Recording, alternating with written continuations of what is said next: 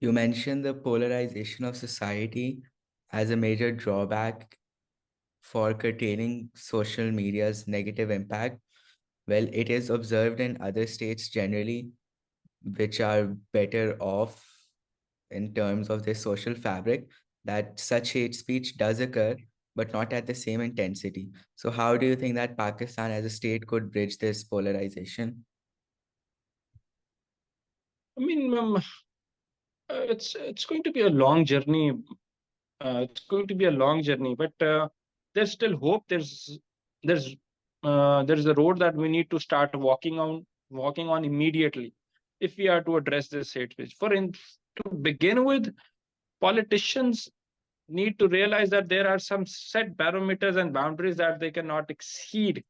That they need, if they are to do politics, it should be based on governance, good progress, and not on the bashing of individual. Uh, what do you say? I don't know. The politicians need to tone it down a little. Then again, religion needs to be separated from politics. That is another thing.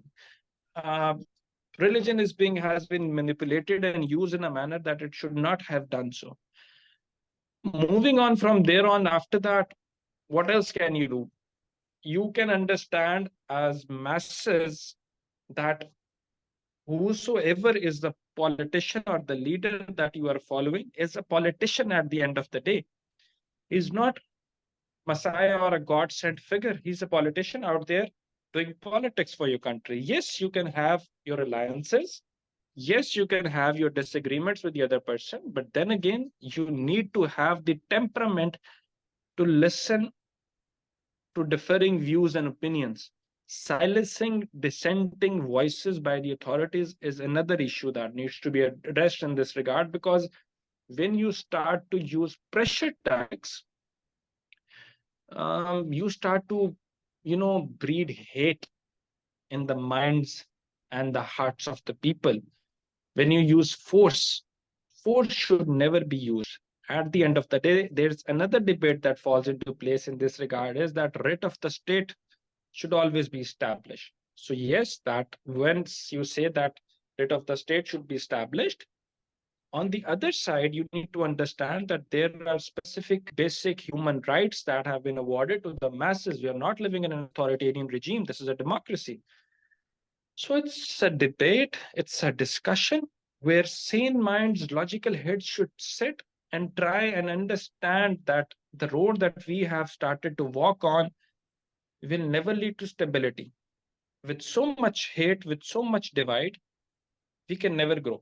And for for us to have economic stability, the first path is to have political stability. And for political stability, we need to have a stable social fabric. So these are just steps of the ladders that we need to start taking, and politicians need to act responsibly. The authorities need to have an understanding that there are basic rights of the individual. You cannot take, that you cannot just snatch those. And then again, the masses need to understand that this is a fight for their own country. Pakistan is as much yours as much it is mine. So we need to give the leverage to the others as well. Then again, finally, quickly, just one last thing: law and Sure. order must be established. There should be accountability. There should be rule of law, and justice should be above everything. Because once you start to take that away from the masses and people start to get hopeless, that is where the problem starts to begin. Well, I'd like to thank you for coming. You have been a very valuable cross-cultural perspective for us, especially considering we had a lack of interviews, and you being a political analyst fits brilliantly into our narrative, and as well as the perspective that we were going to take and wanted to take. With that, the final question is, do you think that there should be steps taken, and are there any steps that are being taken to promote better fact checking by the people where they're being educated on how to tackle information and news, considering that even if there were to be laws that you have to refrain from hate speech, there still has to be that moral soundness and that norm established that makes that law permanent, and then it's really abided by. A very important um, question again.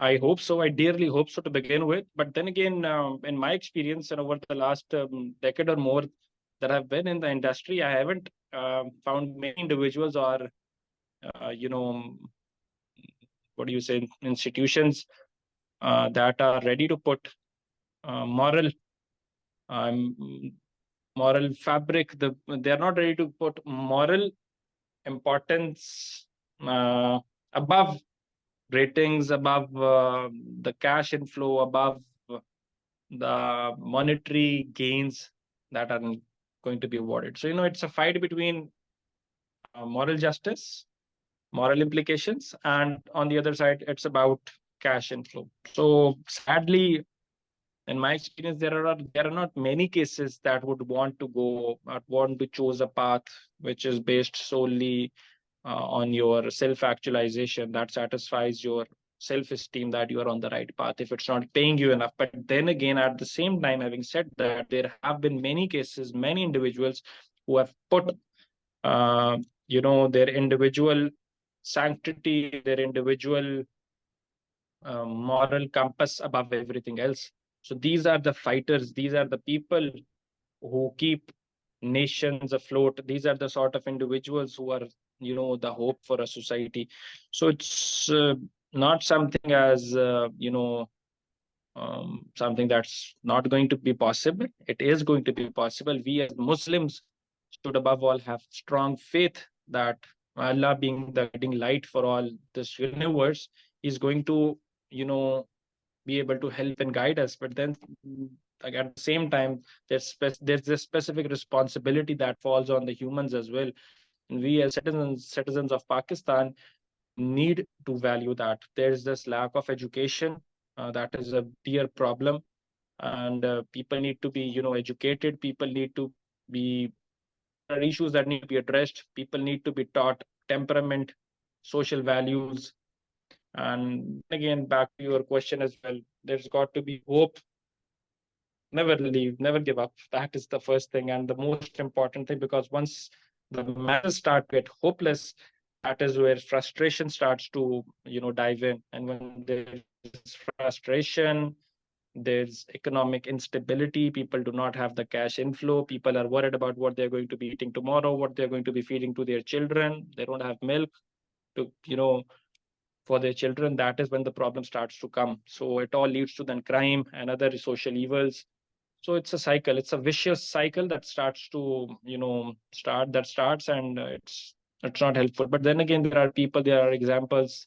There are those who have given everything up there, but they have stood for their rights. They have stood. They've been very integral in understanding that human integrity is above everything, and that social fabric should be given due importance. That morally, never compromise yourself, never sell yourself off, no matter what or where you might be in life, I guess.